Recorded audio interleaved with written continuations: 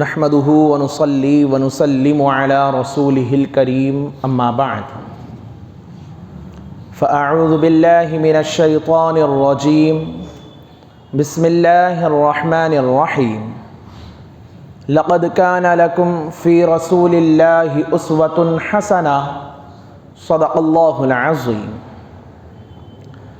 سامعین کرام، یہ بات آپ جان چکے، سمجھ چکے کہ اللہ جل شانہ وعم نوالہ نے ہمارے لیے اپنے حبیب مکرم کی ذات اقدس کو بہترین نمونہ قرار دیا ہے، اور ہر میدان کے اندر کہ جس کے اندر بندے کو کسی نمونے کی اور اسوے کی حاجت ہو، اس میدان کے لیے، اس شخص کے لیے، اس قوم کے لیے پروردگار عالم نے اپنے حبیب کو بہترین نمونہ بنا دیا ہے۔ آج جس ادا، حضور کی جس سنت، آپ کے جس طریقے کو آپ کے سامنے پیش کرنا مقصود ہے، وہ میرے آقا کا وہ رویہ، وہ مشفقانہ طریقہ ہے جو اپنوں کے ساتھ نہیں بلکہ آپ غیروں کے ساتھ فرمایا کرتے تھے، اور غیروں کے ساتھ اس مشفقانہ رویے کو اختیار کر کے آپ ان کو اپنا گرویدہ بنا لیا کرتے تھے، اپنا متوالا کر لیا کرتے تھے، اپنا شیدائی بنا لیا کرتے تھے، اور بہت سارے اس طرح کے واقعات آپ کو مل جائیں گے کتب احادیث کے اندر اور تاریخ کے اندر۔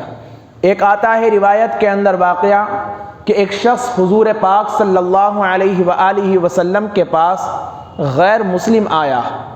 اللہ کے رسول نے اس کے لیے بکری کا دودھ دوہنے کا حکم دیا، لایا گیا، حضور نے اس کی تواضع کی، مہمان نوازی فرمائی، اس نے وہ سارا دودھ ایک مرتبہ میں پی لیا۔ رسول اللہ نے جب یہ دیکھا کہ تشنگی ابھی باقی ہے تو دوسری بکری کا دودھ دوہنے کا حکم دیا گیا، دوسری مرتبہ دودھ لایا گیا، وہ بھی پی گیا، تیسری مرتبہ بھی رسول اللہ نے منگایا، چوتھی مرتبہ بھی منگایا، پانچویں مرتبہ بھی منگایا، روایت میں آتا ہے 7 بکریوں کا دودھ وہ پی چکا تھا۔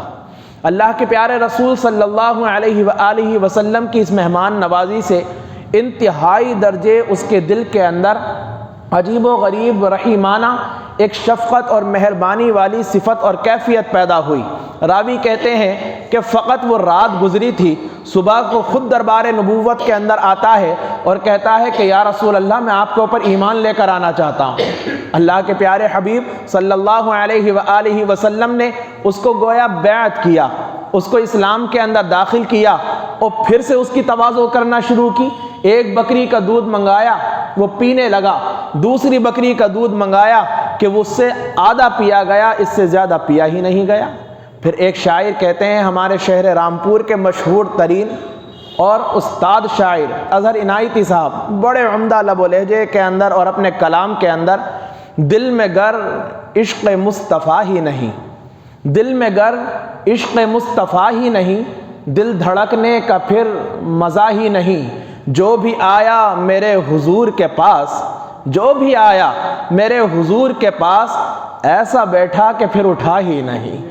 حال یہی تھا کہ میرے آقا جناب محمد مصطفیٰ کے پاس ایک یہودی بچہ آیا کرتا تھا۔ کیا ادا آپ کے سامنے بیان کرنا مقصود ہے؟ غیروں کے ساتھ حضور کا کیا رویہ تھا۔ اللہ کے رسول کی خدمت میں آتا تھا ایک یہودی بچہ، وہ آتا رہا، حضور کی نصیحتوں کو سنتا رہا، اور اس کے بعد کچھ دن کے بعد بیمار ہو گیا۔ رسول کریم صلی اللہ علیہ وآلہ وسلم کو پتہ چلا تو آپ اس کی عیادت کے لیے خود گھر پر پہنچ گئے۔ میرے آقا نے اس کی عیادت کی، بیمار تھا، قریب تھا کہ اس کو موت آ جائے۔ حضور نے ارشاد فرمایا کہ بیٹے، ہماری خدمت میں آتے تھے، دل یہ چاہتا ہے کہ تم مومن اور مسلمان ہو جاؤ تاکہ تمہیں آخرت کی نجات حاصل ہو جائے۔ اس نے باپ کی طرف دیکھا، باپ کے دل میں بھی خدا نے ڈال دی، اس نے کہا دیکھتا کیا ہے، پکڑ لے دامن جناب محمد مصطفیٰ اور تو بھی ایمان کے اندر داخل ہو جا۔ میرے آقا کے اس مشفقانہ رویے کی وجہ سے نہ جانے کتنے لوگ اسلام کے حامی بنے، ناصر بنے، مددگار بنے، اور پھر وہ اس طرح دلدادہ ہو گئے کہ جس قدر وہ دشمنی اختیار کرتے تھے اس قدر وہ اسلام کے خاطر دوستی کو اختیار کرنے والے بن گئے۔ اور یہ مثالیں آپ کو بہت ملیں گی۔ حضرت عمر کی زندگی پڑھیں گے تب بھی آپ کو یہی ملے گا، حضرت ابو سفیان کی زندگی پڑھیں گے تب بھی آپ کو یہی ملے گا۔ فتح مکہ کا موقع ہے، اور حضور پاک صلی اللہ علیہ وآلہ وسلم ایک فاتح کی حیثیت سے مکے کے اندر داخل ہو رہے ہیں، حالانکہ آپ کو اذیتیں دے دے کر، آپ کے صحابہ کو دشواریاں اور مصیبتیں دے کر یہاں سے نکالا گیا تھا، مدینہ منورہ کے اندر وہ جا بسے تھے۔ اب جب لوٹ کر آئے ہیں تو وہاں کے رہنے والے پریشان ہیں کہ آج سارا انتقام پورا لیا جائے گا۔ میرے آقا جناب محمد مصطفیٰ کی رحم دلی دیکھیے، غیروں کے ساتھ آپ کا رویہ دیکھیے۔ ارشاد فرمایا جو حرم کی حد کے اندر آ جائے گا آج اس کو معاف کر دیا جائے گا۔ پھر ارشاد فرمایا جو ابو سفیان کے گھر کے اندر آ جائے گا اس کو بھی معاف کر دیا جائے گا، کوئی انتقام نہیں لیا جائے گا۔ آخر میں میرے آقا نے ارشاد فرمایا جو اپنے گھر کے اندر رہے گا، باہر نکل کر نہیں آئے گا، اس کو بھی معاف کر دیا جائے گا۔ بس معاف کرنا تھا، بدلہ لینا ان کی فطرت کے اندر شامل ہی نہیں تھا، اور یہی حکم دیا، یہی تعلیم دی۔ ارشاد فرمایا کہ اے ایمان والے، تیرا ایمان درجہ کمال کو جب تک پہنچ نہیں سکتا جب تک کہ تو اپنے پڑوسی کو اس طرح شریک نہ کر لے اپنے کھانے کے اندر جس طرح تو کھایا کرتا ہے۔ تو شکم سیر ہو کر کھائے، وہ بھوکا اور پیاسا ہو، تو ہرگز بھی تو کامل درجے کا ایمان والا نہیں ہو سکتا۔ کیا بتائیے کہ یہ مطلقاً نہیں ہے اگر پڑوسی مسلمان ہو تبھی ہمیں اس کے ساتھ حسن سلوک کرنا ہے، نہ، پڑوسی کوئی ہو، کسی مذہب کا ہو، مسلک تو چھوڑ دیجئے، اب کسی مذہب سے تعلق رکھنے والا ہو، اگر وہ ہمسایہ ہے، اگر وہ پڑوسی ہے، تو اس کے ساتھ حسن سلوک کرنے کا میرے آقا حکم دیا کرتے ہیں۔ اللہ کے رسول صلی اللہ علیہ وآلہ وسلم نے اعلان نبوت بھی نہیں فرمایا ہے، اور لوگوں کا تعاون اور مدد کو اپنا شعار زندگی بنا لیا ہے۔ وہ یاد ہے نا کہ جب پہلی وحی نازل ہوئی اور حضور دوڑتے ہوئے اپنے گھر آئے، خدیجۃ الکبریٰ سے ارشاد فرمایا کہ میرے اوپر چادر ڈال دو، زملونی، مجھے مزمل بنا لو، میرے اوپر چادر ڈال دو۔ مجھے ایسا لگتا ہے جیسے آج خدیجہ محمد ہلاک ہو جائے گا۔ حضرت خدیجۃ الکبریٰ نے کہا تھا یا رسول اللہ، یعنی اپنے خاوند کے لیے جو بھی فرماتی تھی الفاظ، آپ کو آپ کا رب ہلاک نہیں کرے گا۔ کیوں نہیں کرے گا؟ یوں نہیں کرے گا کیونکہ آپ سچ بولنے والے ہیں، کیونکہ آپ امانت دار ہیں، کیونکہ آپ مہمان نواز ہیں، کیونکہ آپ غیروں کا بوجھ اپنے کاندھوں کے اوپر اٹھا لیا کرتے ہیں۔ غیروں کو بوجھ کاندھوں کے اوپر اٹھانے والوں کی پریشانیوں کو اللہ دور فرمایا کرتا ہے۔ اللہ کے پیارے حبیب جناب محمد مصطفیٰ کا حال دیکھیں۔ حضرت ابو ہریرہ کہتے ہیں کہ میری والدہ ایمان لے کر نہیں آئی تھی، مشرکہ تھیں، میں ان کے درمیان دعوت و تبلیغ کرتا رہتا تھا لیکن وہ قبول نہیں کرتی تھیں۔ ایک مرتبہ میں نے ان کو دعوت دی، ایمان لانے کے لیے گزارشیں کی، انہوں نے اللہ کے رسول کو نازیبا کلمات کہنا شروع کر دیے۔ میرا دل دھک سے رہ گیا، میری آنکھوں سے آنسو جاری ہو گئے۔ میں اسی غمزدہ حالت کے اندر دربار رسالت مآب کے اندر پہنچ گیا۔ اللہ کے رسول نے وجہ دریافت کی، عرض کرنے لگے کہ یا رسول اللہ ایسا معاملہ ہے کہ میری والدہ آپ کے اوپر ایمان لانے کے بجائے نازیبا کلمات اپنی زبان سے ادا کرتی ہیں، آپ دعا فرما دیجیے۔ اللہ کے رسول نے ان کے حکم کے اوپر دربار خدا کے اندر ہاتھ اٹھا دیے۔ حضرت ابو ہریرہ کہتے ہیں کہ حضور کے زبان سے کلمے نکل رہے تھے اور ادھر میرا دل خوش ہو رہا تھا۔ حضور کی دعا پوری ہوئی، میں فوراً گھر کی طرف کو گیا۔ میرا گھر بند تھا، اندر سے کنڈی لگی ہوئی تھی۔ میرے قدموں کی آہٹ کو سن کر میری والدہ نے کہا ابو ہریرہ وہیں ٹھہر جا۔ میں وہیں رک گیا۔ غسل کرنے کی اور پانی کے گرنے کی آواز آ رہی تھی۔ وہ غسل کر چکی تھی، کپڑوں کو زیب تن کر لیا تھا، اوڑھنی کو اپنے سر کے اوپر ڈال لیا تھا۔ دروازے کو کھولا اور کہنے لگی ابو ہریرہ میں بھی پڑھتی ہوں اسی نبی کا کلمہ جس کا تو پڑھتا ہے، اشہد ان لا الہ الا اللہ و اشہد ان محمدا عبدہ ورسولہ۔ یہ رسول اللہ کا طرز عمل ہے غیروں کے ساتھ یہ طریقہ کہ خیبر فتح ہو گیا، وہ جو یہودیوں کا مرکز تھا، وہ جو یہودیوں کا اڈا تھا، اب وہاں پر جس قدر بھی کاشت ہوتی ہے اس کے اندر تقسیم کی جائے گی۔ وہاں پر کھجوریں آئیں، پہلا موقع تھا فصل کا، کھجوریں آئیں۔